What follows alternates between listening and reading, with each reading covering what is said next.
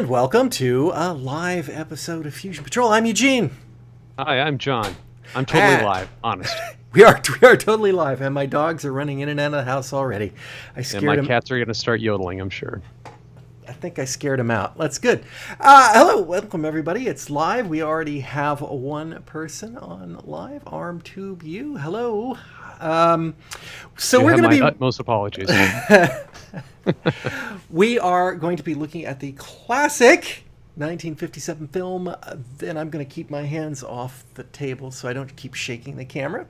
Classic 1957 film, and I still do the air quotes for classic. The Black Scorpion, the last film by Willis O'Brien, the special effects genius who brought you King Kong. Although I understand his, like an assistant, actually kind of did all the fiddly work, but it was under his direction.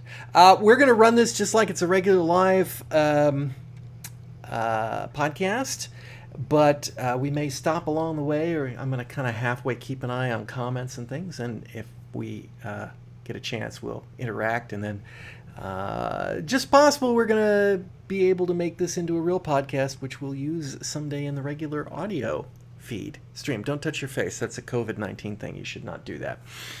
But I washed my hands. So let's get started. I'm going to be reading our synopsis from the iPad because my screen is taken up.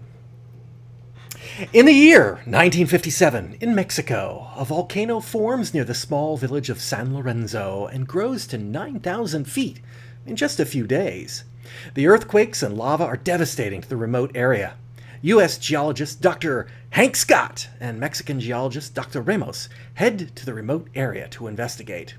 Along the way, they encounter a telephone repair crew working to restore the phone lines into the area.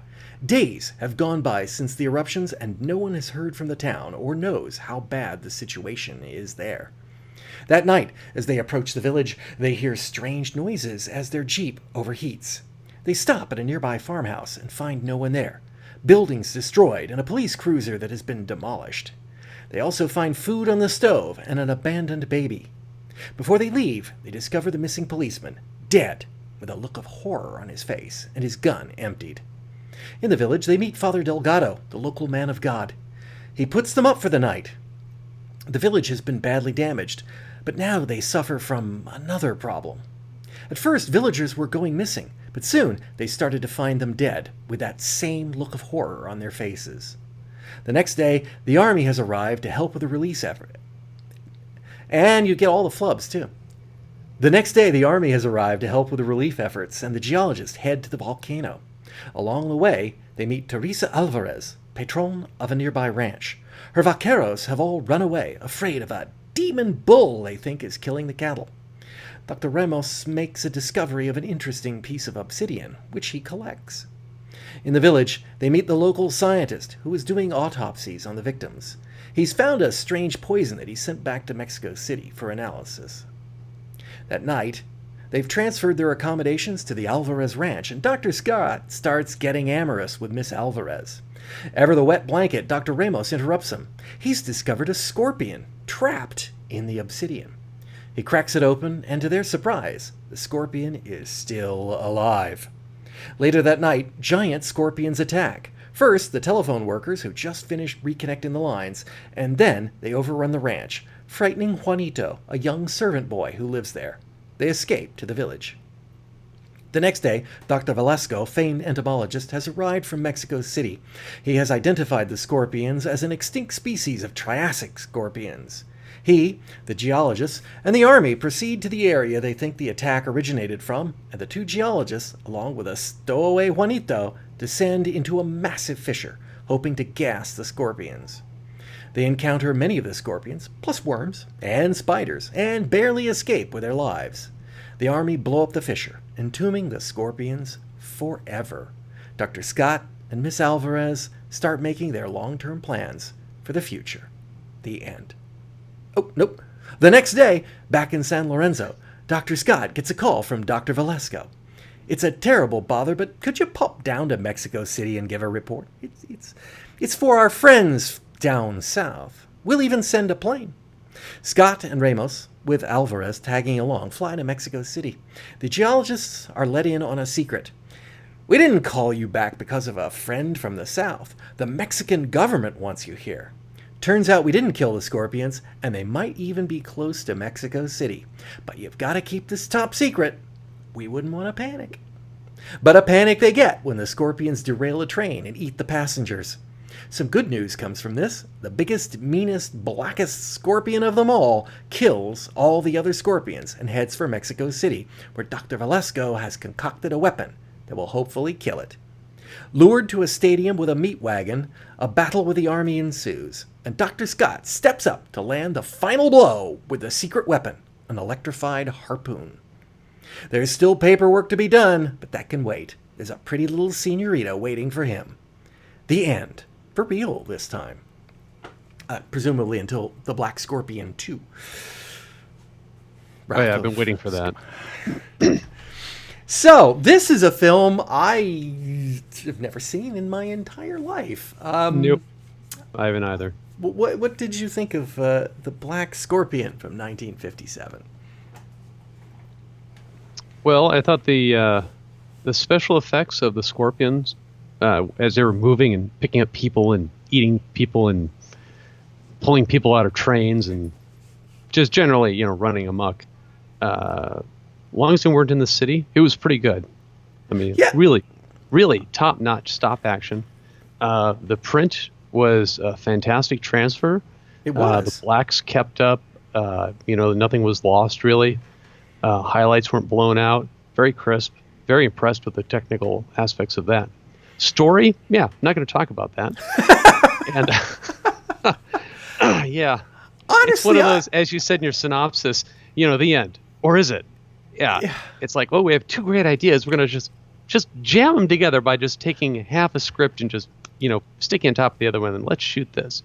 Oh well, my kids weren't really watching as usual, but James was in the room eating when they blew up the fissure, and they all came out, and suddenly the music starts to swirl and the romantic ending, and you're like, he goes, "That was it? That was the end?" And I'm like, I honestly don't know, but it sure feels like the end of the film.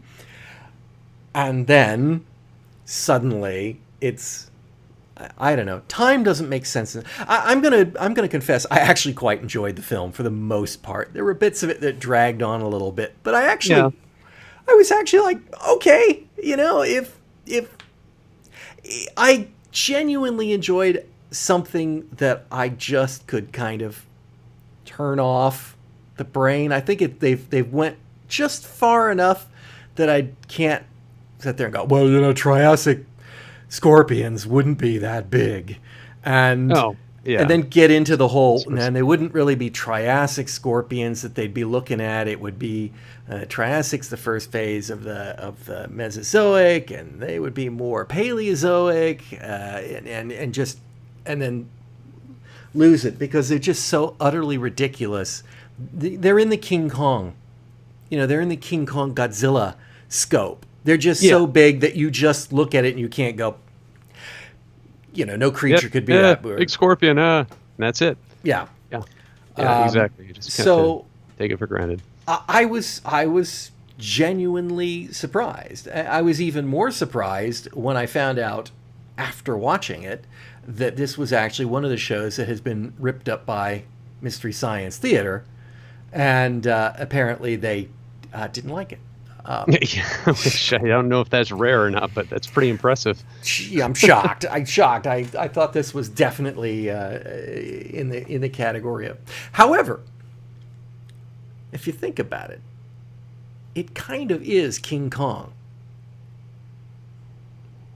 The heroes go to a remote place, they encounter a giant thing, they subdue it, then they return to the big city, and it turns out they didn't subdue it, and it goes on a rampage in town. Yeah, except they didn't actively try taking it back with them. Correct. It's not a perfect match, but I mean, it's still narratively, it's kind of the same structure. Yeah, I guess. And the scorpion didn't grab the woman and run off with her up a mountain or something like that. Yes. Okay. So we will talk about picks. What the heck were the scorpions doing to people? I uh uh picking them up, pulling them apart, perhaps, or I think they were stinging them right in the back of the neck. I think that was it, because that's where the scorpions naturally know where to attack other scorpions, and they probably just saw us as really small scorpions that need to be stung. Okay. So the first place we encounter, the farm, Mm-hmm. has missing people.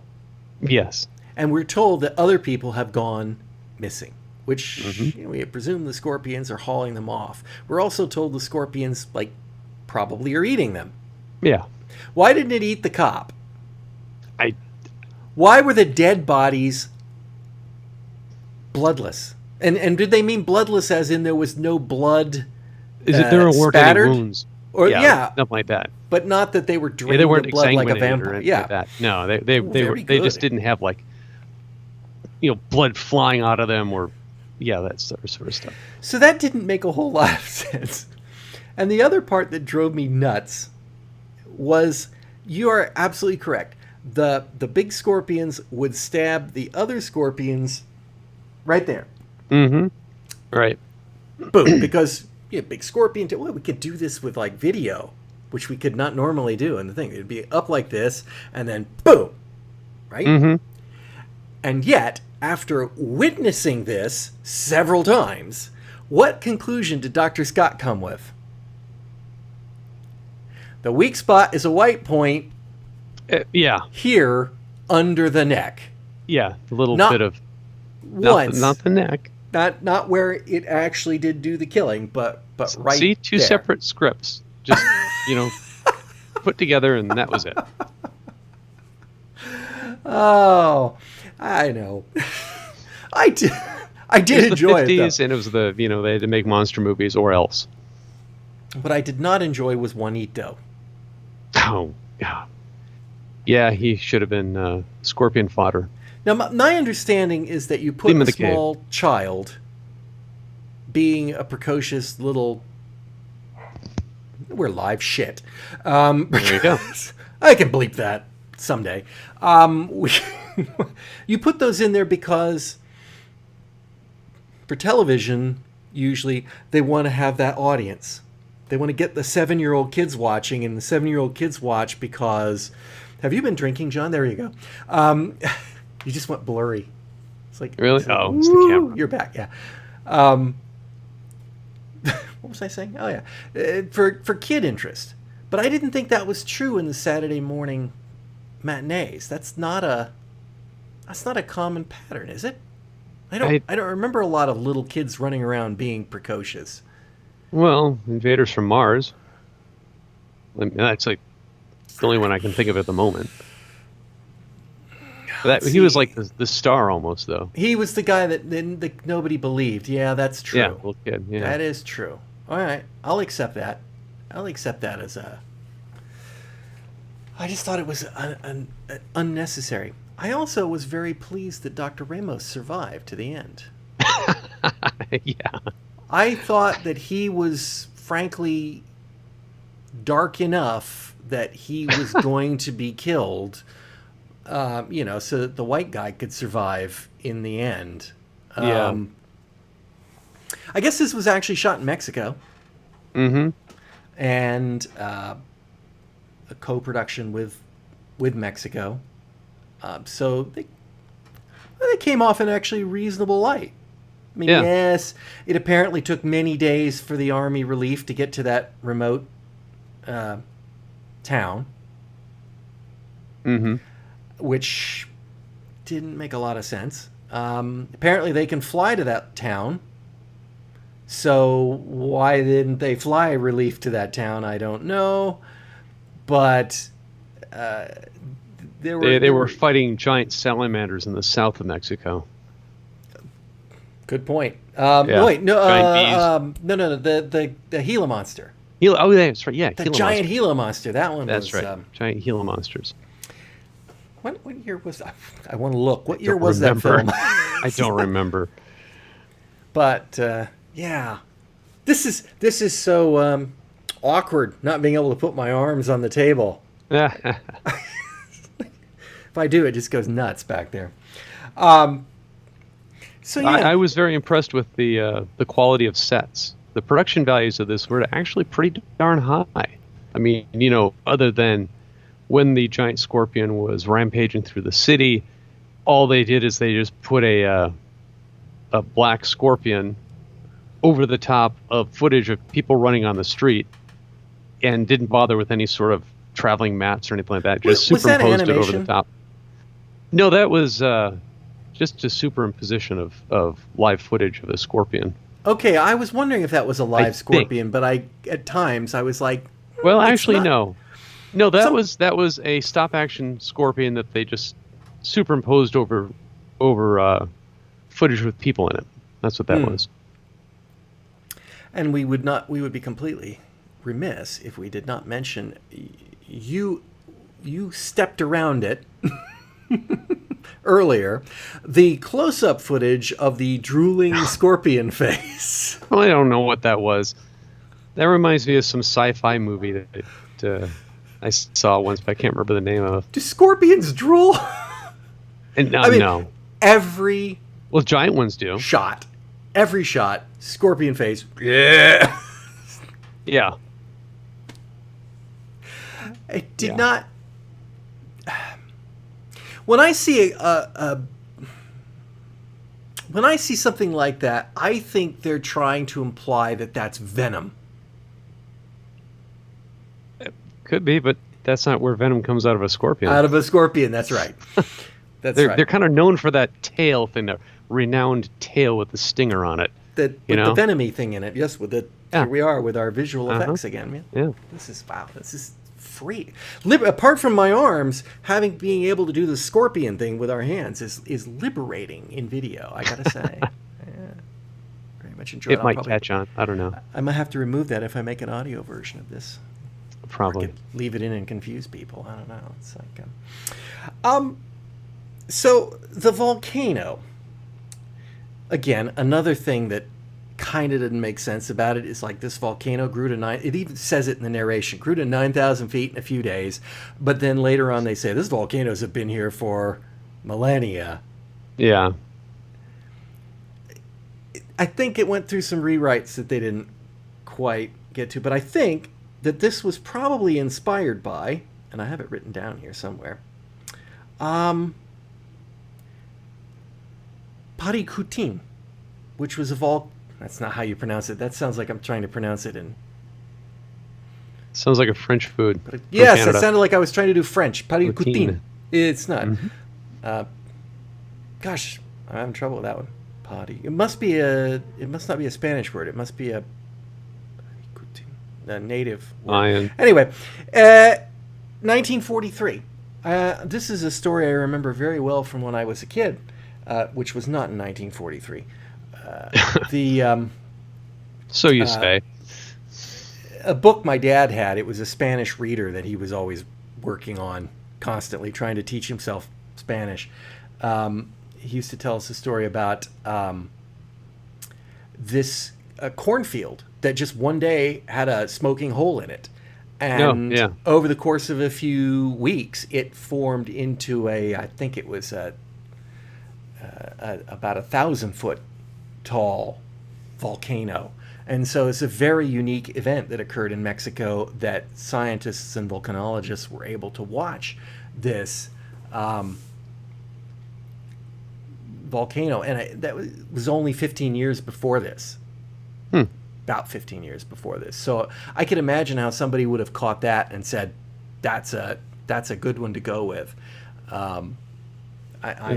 They might have read the same reader. Who knows?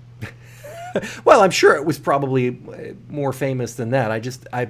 It's funny that is I had to look it up because I knew that. I was thinking it was Popocatépetl, and yes, I've spent years learning how to pronounce Popocatépetl, but it's not. I'm glad you have. I can't.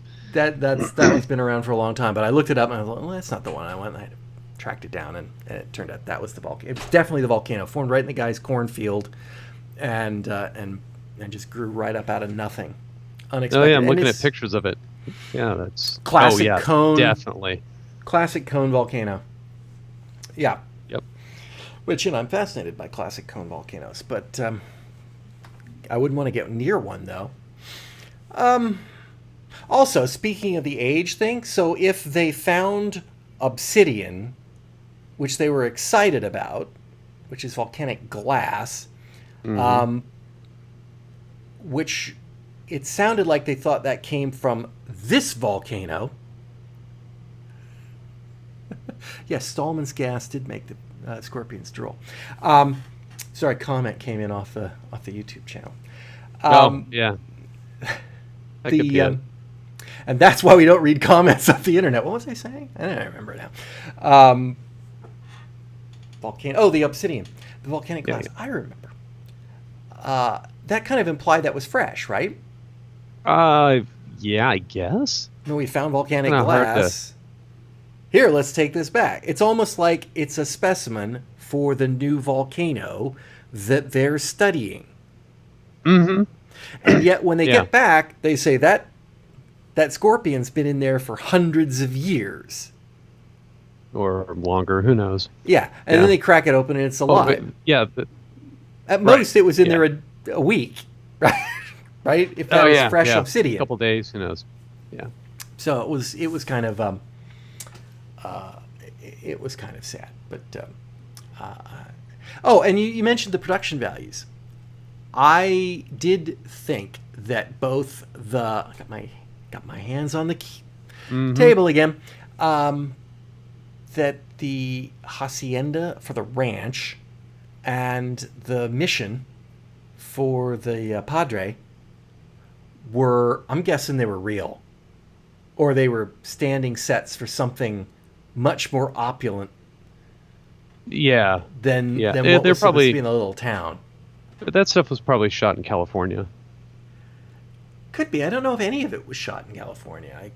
It could be, but I will say colonialism works well for them, huh?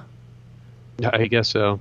I mean, Miss Alvarez has got herself a huge ranch, which she inherited from her father, a ton of people, an opulent lifestyle with servants feeding her, and I mean, it really did look like something out of another era. Which, of course, it is. Pretty much, yeah. But, yeah. What else did we have in this? I'm not used to having to look at my iPad for notes. This is just completely different here. Yeah, we cut this note-looking stuff out. Volcano. Oh, yeah, music. By Paul Sawtell. Does that name ring any bells? No. Voyage to the Bottom of the Sea. Oh, okay. There was also a double credit in the opening credits. One was for orchestral music and one was for electronic music. Oh yeah, I caught that. And it was actually okay. I mean, there was occasional theremin kind of sounding. Yeah, theremin stuff, yeah. I can't do theremin stuff vocally, but it had that. Yeah. But it was not overdone. No, it wasn't at all like music from 1980s Doctor Who. No, nothing like that at all. Well, or other science fiction. That's because you couldn't do it all with same. one finger and a keyboard. True, yeah. Actually, I had to patch things in back then and turn stuff. The music did remind me of Voyage to the Bottom of the Sea, though, a little bit. It kind of had an oceanic feel to me, like at sea instead of in the desert. And I don't know how to describe that. It's kind of the same music you get with Creature from the Black Lagoon. I've not actually seen that movie. Or if I did, I saw it when I was so young I don't remember it. Oh. There was a lagoon and a creature. There was. That's all I know about it. And somebody went swimming. Yes, she did. She did indeed go swimming.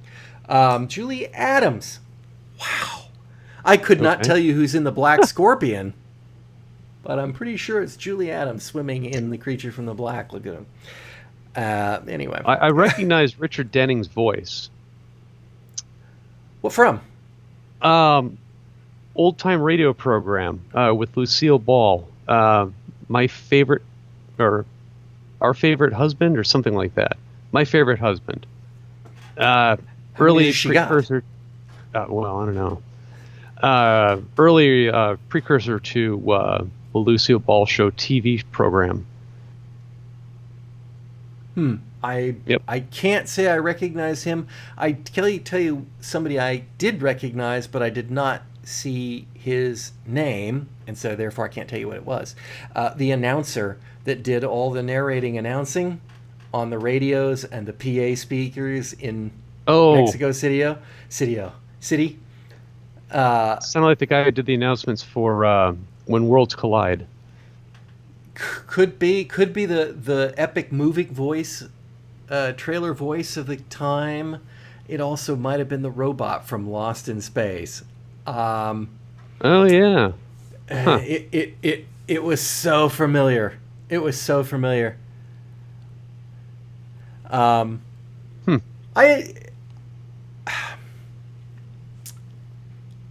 Weird though, wasn't it, when they were doing the panicking street scenes and he was narrating? He wasn't narrating, but he was narrating. He was telling us, that people were panicking and that there were police evacuations. It was way overdone. It was way overdone just to explain to the audience, but I guess it got it out of the way as quick as possible. That's Bob Johnson, narrator, police radio dispatcher, radio newscaster, public address announcer. Bob Johnson. I don't think that's the voice of the robot. About generic as you can get. Outer Limits. The Outer Limits voice. We control the vertical. We control the horizontal. He did a lot of it. That I'm not sure. It doesn't say what if he did that or not. It was just individual episodes. He's not the guy that does the intro to The Invaders, is he? That's not listed as IMDb. Star Trek, the original series. Bob Johnson. Ground Control on Assignment Earth and Starbase 6 Commander voice. Only voice credit. That's all he did. That makes sense. He's got a pretty good voice. Yeah. It's a great voice. I wish I had that voice. It's a voice for television. No. It's a voice for radio. I have a voice for television. That's a different thing altogether. I'm waiting for my television films. voice to arrive from Amazon. That is not listed as an essential item and may be delayed in shipping. I know. I'm thinking October. Yeah. Well, we'll still be here. Oh, well. We'll still be here. We haven't all drank bleach. When Worlds Collide is not on his credit list. That's somebody else. No worries. Did you notice, this is in the picking part, when they went to Mexico City and they took the specimen of the scorpion in the jar, yes, that for some reason the jar was filled with water and had a frog in it. Yeah, and when they I don't think they were in Mexico City yet. Maybe they were. Yes. It might have been the lab. Camera angles. From this angle here, you could see the frog in the water kicking. Oh, but yeah. From this angle, it was just sitting there. It's like, okay, so... It was dead later in the day. Yeah, I guess it didn't last very long. Oops, poor frog. Just keep rolling. Nobody will notice. Yeah, I mean, they already don't notice that instead of a scorpion in a glass jar, we've got frog. a frog in a glass full of water. I should have written down what the that specimen was called, because the doctor found it when he was doing some more research or something like that. And it was supposed to be an extinct series. No, he said thing. Dr. Ramos found. I went back and Oh, listened to okay. that. He said the Oh, specimen okay. Dr. Ramos found, and I thought, because I thought he was talking about a frog. Like, and we found this That's what I prehistoric thought frog too. Okay, so that was supposed to be a scorpion. That was supposed to be the scorpion. It just, unless there's like another scene that got cut out where he found a frog, goes, I've never seen this kind of frog before, and put it in a jar or something. But I don't know. Maybe it was one of those sleeping frogs. So one of the things that I thought was interesting, and coming back to Willis O'Brien, sorry about that, Mr. O'Brien, in the great stop motion animation yard in the sky, it bears his signature work. I mean, it looks like his King Kong work and his Mighty Joe Young work and Son of Kong and all that stuff. Although I understand it's on quite a bit less of a budget. But there are places where it looks really good. I mean, it doesn't look authentic like CGI does today. But on the other hand, I think they, use it a little more sparingly. And when they did use it, they were money shots. Well, yeah. But the scene when the scene where they come down the rope in the elevator and when he's being brought up and he's holding onto the cable. Oh no! First off, when they went down in the first place, and they get there, and there's like that prehistoric bird or something flies by. Oh yeah. And my immediate first thought, and again, I did not look anything up about this film before I watched it. I always like to watch them first and then find out how wrong I was about what I thought I saw. But in this case, I may not have been. My first thought was, this reminds me of the infamous missing sequence from the original King Kong, where they went down. Now, I say it's a missing sequence, but when Jackson remade it, he put the scene in. But it's a scene where they went down into a ravine, and they are attacked by all manner of worms and nasties and spiders, giant ones. And it was, I guess they had models made for it, and they had it storyboarded, and it never got done. But my thought was, when that went by, I was like, this kind of has that Willis O'Brien go into a pit where there's a bunch of nasty bugs. Yeah. And then there were.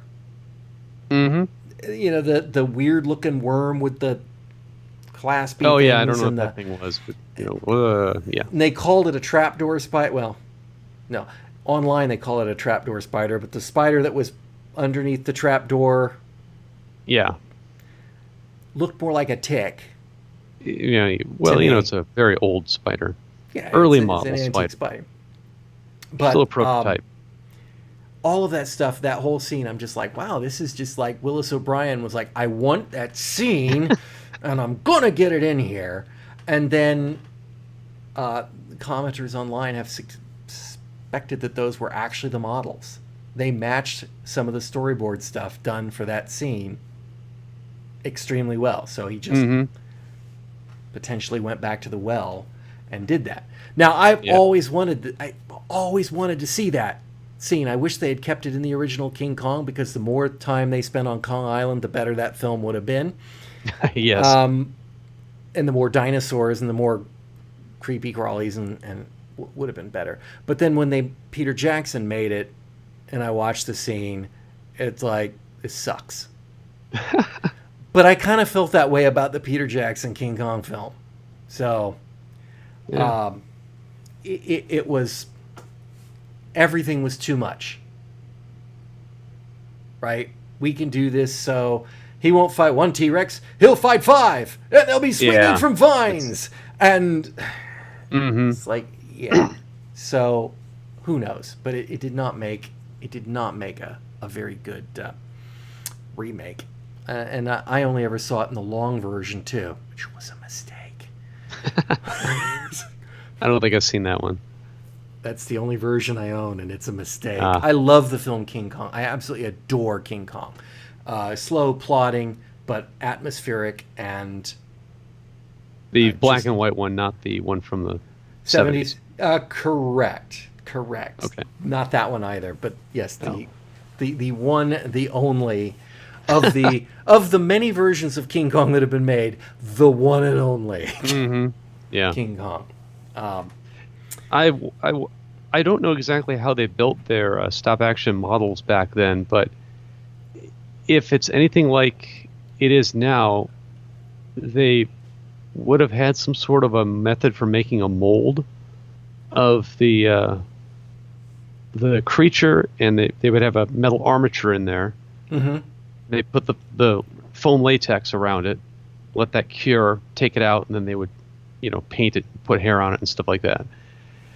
So if you still had the molds, then that would have been totally viable. Just make more of it. Because latex degrades very quickly, and it wouldn't have lasted, 20, 30 years, whatever. That is one of the arguments against. Yeah. That somebody had said that the models that did exist had been saved, but that they were in a terrible state. Right. Not- Like I remember That seeing Warner Brothers or wherever it was, RKO. the model for King Kong from the original, and it was, it's like he had mange. It was horrible. But it was animal hair on latex, and that's just not going to last. Right. And it wasn't meant to. Yeah, nobody thought they were going to be able to sell that for $1 million someday. Oh yeah. Oh yeah. Yeah. It's or just more. stuff taking up space. Or more. I don't know. Yeah. Let's see. I already picked on the boy. We could pick on the boy again, but I picked on the boy and his boot envy. Oh, that was weird. That was I don't know. That weird. was just, When that you was grow kinda up to be a completely man, out I'm of going to left get you field. a pair of boots. It's like, okay. So maybe he's like planning on staying there forever. I mean, I guess essentially he did.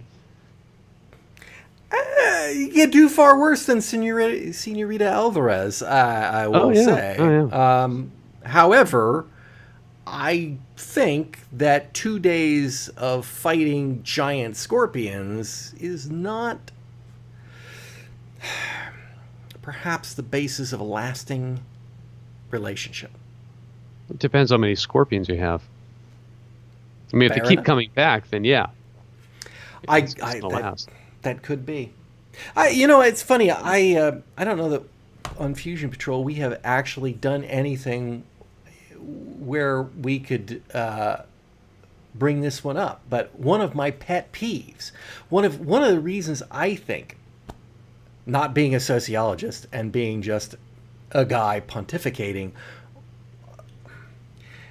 I think movies have projected an incredibly unrealistic view of romance and getting married. Well, yeah, Right? of course. These two meet, they run around a little bit, and by the end of the film, this is it. We're getting married, off to Mexico City to tie the knot. And obviously, they're going to be divorced in 6 weeks. Well, I don't know. Right? Maybe things were different back then, where people just stayed together because that's what they did. And Well, it's a lot harder know? to get a divorce. You either had to go to Vegas, you had to agree. Well, and you had to especially get in the court Mexico. process. But, well, no, actually, in Perry Mason, which is about the same time, they would just hop down to Mexico to get a quick divorce. okay, So All right. actually, didn't know that. that's probably not true. They'd either hit Vegas or they'd hit Mexico, just over the border from San Diego, and do that. So, but I genuinely wonder if all the people who grew up watching movies like this just have, whether they realize it or not, this sort of dumb course. notion in their head that that's how it happens. Well, of course, and that continues on till today. It's Oh, because sure, they you've still got the make films story that of way. the hero meets beautiful woman, a bunch of action, and they run off. well, that's 30 minutes of TV program or hour and a half or whatever. And there you go, you're done. You Yeah, don't have to worry about all the other stuff. I can't remember what film it was. I think it had, I want to say it had Harrison Ford in it and David Schwimmer, who was not in it much, but it was like girl and David Schwimmer are getting married. They've known each other for years. They're getting ready to get married, and then she has to go on a plane flight with cranky old Captain Harrison Ford. The plane wrecks. They spend 3 days on an island, and by the end of it, she dumps him and runs off with Harrison Ford, which, probably would be considered in Hollywood standing a step up, but at the same time, dumping the guy you've known for your life and in favor of a guy you just met and survived a traumatic experience with is just exactly the kind of thing that you don't want to do. Anyway. They've ruined the world with films like this. We don't want anything. Yeah. And based on my experience dating, that 2 days, that's just not long enough. You need to go at least 4. Yeah. Yeah, I'm not even going to ask. It's like, we know David Schwimmer's problem on Friends was how many ex-wives he had. I think it was 3. Was it maybe 4? I forget. By the end of that series, I must admit that I didn't really watch that much of Friends. Or if I did, it was just in passing, and I didn't really pay any attention to it. So I think I got lucky on that one. We have a comment here from the Peanut Gallery. The crane driver is my hero. Yeah. That was he did a great fine job. He did a fine job. I do not believe that Dr. Ramos was able to hang on to that steel cable and be pulled up. No. That was a really feat hard. of superhuman, especially No when he was gloves, falling asleep steel at the cable. end. No foot grip, no nothing. Yeah, his hands would have been bloody to the bone. There would be steel shards in his hands. He would be like, wearing mittens for months after that. Plus, and this is the part that I was really expecting. Like I said, there were several spots where I thought Dr. Ramos was going to die. when he went off to get to the well at the very beginning of the film, when they were trying to get the Jeep, I thought, or looking for the cop, I thought, dead man. Oh yeah, he split up. Oh yeah, that's gonna happen. He's out of here. When he went to go get the saddle, I thought, dead man. He's a dead man. And when they were bringing him up, it wasn't that I thought he was. Well, at first I thought there's no way he could do that. He's gonna fall. And then I realized, wait a minute.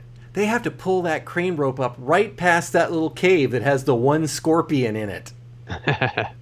He's dead meat when that goes. They're gonna go up and then that'll be the end of it. And he makes it to the end of the film. Maybe that was the agreement to allow them to shoot in Mexico. In Mexico, that's right. It could be. They only allowed one stupid death. I had to stop the film. I was laughing so hard. Is that one of the telephone guys? No, it was the harpoon guy. Oh, yeah. Oh, jeez. Literally, somebody was asleep at the switch. Yeah, that's horrible. He's dragging it back. I mean, I didn't see it coming. I totally didn't see it coming because obviously they turned the power off, and then he gets to the harpoon. He's like, dead. Yeah. And then somebody goes, "Hey, turn the power off." Oh, okay, the cable's insulated, I guess. I was cracking up. I had to stop it and to watch it back. The telephone guys. Now, this is an interesting thing about the telephone guys. Did that remind you of anything? Any other film you can think of?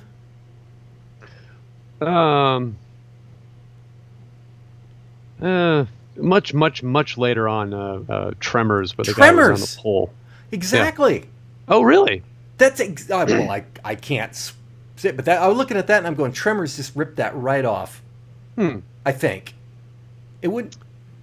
Well, what's the guy? Remember, I don't think Tremors he was working on- riffing on all those old 50s Oh, yeah. B Yeah. films. So I mean, that was the town that's isolated, the phone pole that's not working, the crew's up there, and they're not gonna get the phones fixed because they're gonna die. I mean, yeah, no, it was. I'm watching that and I'm going, well, I know where they came up with that idea. They just took it right out of this film. Oh yeah, it's entirely possible. I'll have to watch that part again. I've been So I know meaning they to watch recognized Tremors the guy again. that was up on the pole, and they figured he was drunk. Yeah, that's true. Well, Yeah, I'll have to. there was a repair crew too, though. Remember Huh. the repair crew's truck was sucked down into the ground. It was half buried. Oh, okay. That's right. All right. Okay, I haven't seen Tremors since it came out in the theaters, folks. So however long ago that was, and that was a long 90s. time. Yeah. Yeah. Not 1957, because I was not around for 1957 films. But anyway. Yeah. Anything else? I'm gonna. Oh, love the photography. Oh yeah, it was great. I mean, I'm talking about very well shot. Dr. Well Scott and his camera. Oh, Down Yeah. there in the thing. It's like, hold on, let me get a few more pictures. It's like, no, let's get the hell out of here. exactly. Yeah, using those flash bulbs. You think they're gonna notice that? Maybe. Yeah.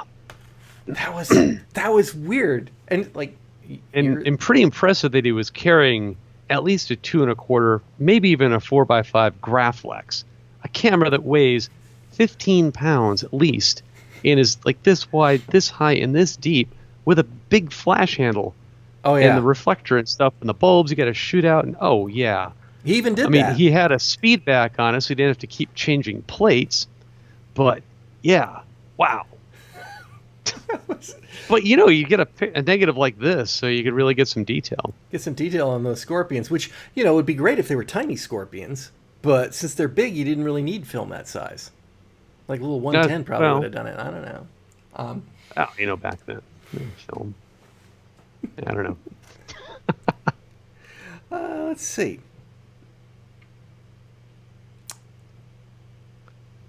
I appreciated the use of the word meat wagon. Oh yeah, that was good. Is that actually a thing as opposed to the meat wagon for the coroner? I don't know. I don't know. I don't know. I didn't grow up around a place where they would have butchers that operated quite like that, or any large amounts of livestock. Delivering your steer to the door. It was just some guy in a pickup truck who brought Yeah. the cow that you had a In the partial interest in. Yeah. No, meat wagon. Well, it's descriptive. It It's is. exactly what it was. It's following the meat wagon. Mhm. If it was following the meat wagon, why didn't it come through the doorway where the meat came instead of going over the other side of the? Well, yeah, that's probably the truck had to drive around to it, and the scorpion just hopped over it. Straight over. That could be. That could Yeah. be. Scorpions are masters at navigation. They probably have some sort of telepathic Inertial power. inertial guidance system. Magnetic Yeah. guidance. That's that tail. It's actually partially a compass. Yeah. The little bit at the stinger's got a little. Timmy, metal in where's it. north? Oh, let me look at the scorpion. Oh, the tail's pointing this way. Yeah, it north. must be north. Yes, we got it. I was not expecting this to be a heavy, deep program. This is just for some fun. So I don't have anything else. If anybody's looking to see a classic big monster movie from the 50s that has some stop action and Capital B. giant scorpions, yeah, I would suggest watching this movie. I love all the giant insect films. The giant mantis, the giant ants, the giant. Giant Them were grasshopper. ants, right? There was. Oh yeah, ants. There was yeah. there was the Gimantis. That was a film. The Okay. Gimantis. There was the locusts or the grasshoppers. That was but there was the photographs of the buildings they were crawling up. That was just Oh, yeah, horrible. those are bad. They were crap. But, Like, somebody was hungover and didn't want to actually do work that day. It's like, just put them on this postcard, take a picture. I gotta go home. Peter Graves. Wow. It's funny. Yeah. I remember those things. Peter A Graves. paycheck is a paycheck. Paycheck. That's right. You got to get that job somewhere. You can't all have a brother who's Sheriff Matt Dillon. Yeah, you gotta work if you want to eat. Yep. Yeah. So I'm just gonna address what we got going on here. Yes, actually, Tony, he did change the bulbs when they were down there in the camera. Yes, at least once he did. At least once I one out. Yeah, popped that That was sucker impressive. out and I noticed that. And it's like, good. yeah. Anyway, Electric flashes weren't too far off, but yeah, not for something like that. well, no wait. What do you mean electric flash? Isn't that electric? No, I'm talking about a actual arc strobe. Oh, okay, one that doesn't burn Usable out. photo flash. Okay, Yeah, not a bulb, Right. not a chemical. Even my oldest brownie had ones that burnt out Mm-hmm. when I was a kid.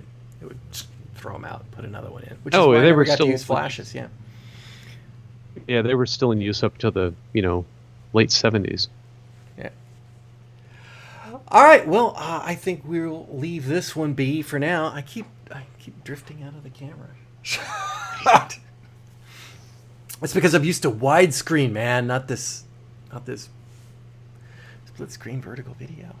John. I'm not sure what that looks like, so I don't know if I'm out of shot now or what. Oh, you've been centered up pretty good the whole time.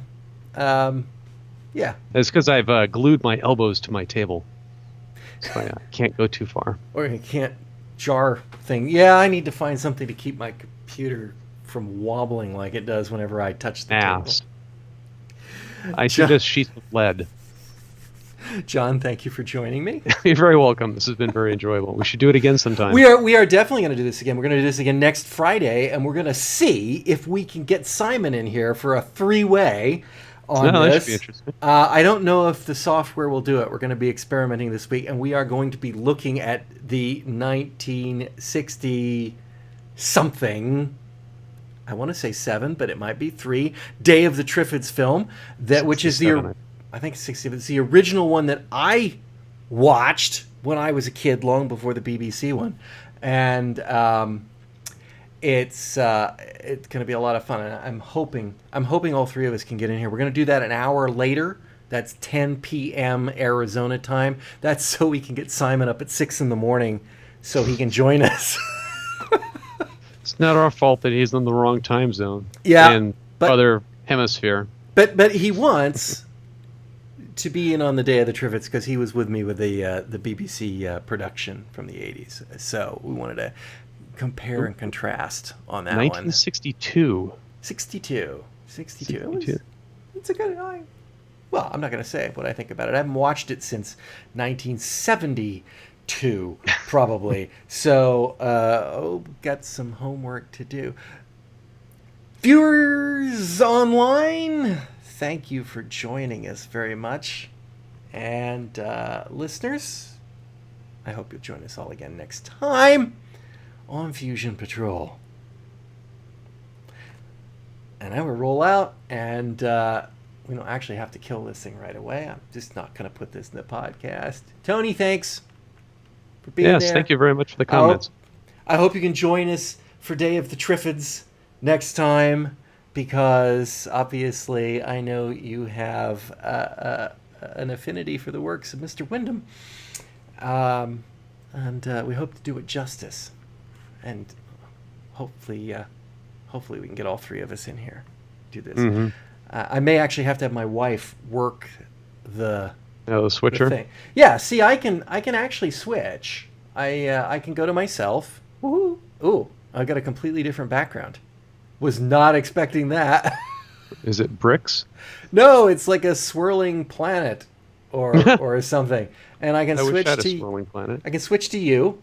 You're drinking a beer or a dark ale, perhaps. And that explains why you said you had three drinks and I can go back and forth. So if we can get all three of us in here, then my wife will actually have to be over here working a switcher, because otherwise I'll be Great. like doing this. So I don't know what the thing is anyway.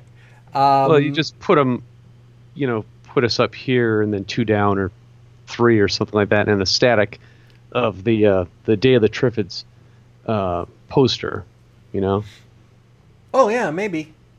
We'll have to see. We'll have to test it out. Triffids book. Yeah, so No, you I just- haven't found it yet. Tony. Put this here. Maybe you can't see it. Stupid camera. And then us would be over here on the other side. We'll see what we can do. Yeah. Anyways. I shouldn't have shifted away. Now the illusion that there's a brick wall behind me is gone forever. People now know that it's actually a completely and totally fake thing. Oh, no, he's used technology to replace the brickwork with a flat green field. It's more complex that way. Ooh, there's a thought. Yeah. I've been thinking about painting that wall instead of having a backdrop. Just get a can of green and start going at it. Go at it. Yeah. Might as For the well. window. That'd be. Weren't for the window, I probably would do that, but otherwise it's gonna be there. Well, you All could right. paint the blinds. Yeah. And I'm going to kill the audio portion. All right. And good night, all. And we will say good night, and we are going to end this broadcast. Broadcast is over. Until I.